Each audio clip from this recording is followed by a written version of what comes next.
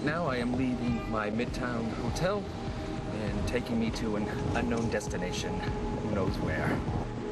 Psychic medium John Holland has an extraordinary ability, an ability to visualize events that have happened years ago at any particular place. It's a location reading, and for skeptics, it's a revealing demonstration. Although he's unfamiliar with New York City, John is blindfolded on his way to the mystery location. He begins his process in the car. I try to tune up my antenna, which are the energy centers in the body. The closer we got, the more I was open. In other words, the switch was on. This nondescript building, now owned by a local university, was once the scene of one of the worst fires in New York City history. It was here in March of 1911 that a raging inferno broke out in the Triangle Shirtwaist Factory, taking the lives of many of its young Jewish and Italian female workers. Still blindfolded, John is first taken to the 9th floor, one of the several floors affected by the tragedy. I was basically put right there and said, "Okay, John, go." With his blindfold now off, John still has no idea where he is. I didn't get a lot until I started getting closer to the stairwell. Well, as soon as I walked back here, this section, between here, this area, I feel female. I feel female, but I think this goes back a little. Again, this isn't not 5 years, I'm going back. I was literally seeing the old style with the old haircuts and the women with the dark hair pinned up in the bun. And they don't wear those kind of corset, skirt things anymore that I'm looking at with the hair. And so I knew I had to be around the 1910s, 1920s. He picks up on the fire almost immediately. So you would never know by looking here that there was a fire. The closer I got to the stairwell, the more the images that I was seeing was more free-flowing. I feel like they can't get down. They can't get out. This can't get out. John is then taken to the floor below, the 8th floor. Completely gutted, it is now in the midst of reconstruction, but 94 years ago, this is where the fire began. Here, John's reaction is so immediate that he can hardly wait for the camera to start rolling. I'm going, okay? This is like a giant fireball. I don't know if this is an explosion because of someone or a giant fireball, and the heat is overwhelming, and the screams, and the women, and the young ones, younger than me. This is where less of me, more of it. Yeah, so you have to put yourself aside because your own mind, of course, being human, tries to rationalize. What he's seeing in his mind's eye is a snapshot of history. And it's so strange how it comes through. Everything's black and white except for the flame. I'm seeing it as orange. This is big history in the time of when it happens. It's extraordinarily accurate. Many of the workers perished when they couldn't escape. I feel trapped in here, though, like there's no way out. Not out the windows. And I'm over there, too, this section. I'm seeing, I'm hearing, I'm feeling. I felt the tightness of how many people they must have put in this area. A lot more people than this place should have held.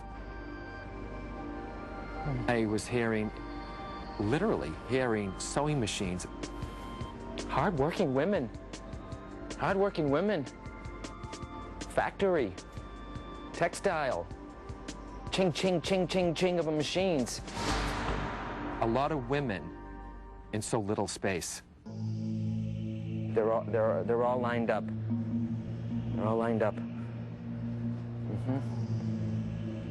And not only the fire, it's hot anyways. I'm sweating anyways, even in the work conditions of it. That's when I figured it out. Oh my God, this must have been a sweatshop. And the full impact of what he's reliving in this former sweatshop is hard for John to take. I felt like I wanted to go out the windows. I usually don't get emotional. And it's okay, just...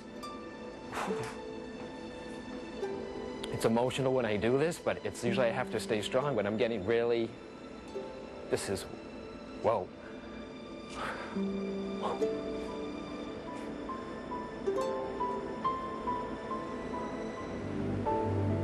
It's the part that they can't get out that's getting to me.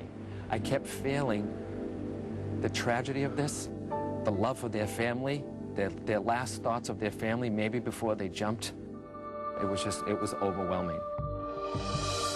Overwhelming because before the 9/11 attack on the World Trade Center, this had been the city's worst workplace disaster. New York City historian Joyce Gold is amazed by John's demonstration. The fire began here on the 8th floor, spread very quickly through the top 3 floors of the building. More so this side, and this is where they would have used sewing machines. And, exactly, yeah, and you were right. The sewing machines were in long rows, one after another. A lot of young women. Exactly. Many of them were teenagers. Absolutely. Most of them were under age 22. And what caused John's overpowering reaction when he came close to the windows? 90 people jumped out of this building. It was the horrible sound of a live body hitting concrete. So how was John able to do this? According to Dr. Gary Schwartz, John probably tapped into something called place memory, when the environment itself stores past events.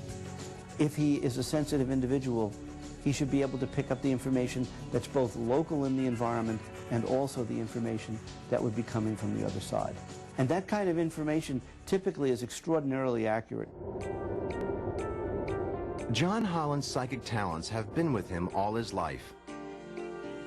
He grew up on the streets of Boston, one of 5 children from a working-class Irish-Italian Catholic family. He stood out from the very beginning. I used to see the spirit people in my bedroom, thinking that maybe everyone sees these.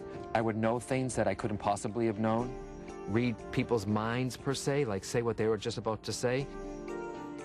Afraid of being labeled weird, John tried to hide his ability and for many years managed to lead a normal life. But then at 30, a car accident in Los Angeles, where he was living at the time, would change his life. John was not seriously injured, but the trauma intensified his psychic ability. It was instantaneous. It was so fast, the information, and I felt like an energy surging straight through me. Unable to ignore his gift any longer, John decided to make it his career. There is literally a school for psychics, the Arthur Findlay College, and John took courses there during his 2 years in England. Though the college bears a striking resemblance to the Hogwarts of Harry Potter fame, it wasn't wizardry that John studied here. I took classes on color, energy, meditation, clairvoyance, clairaudience.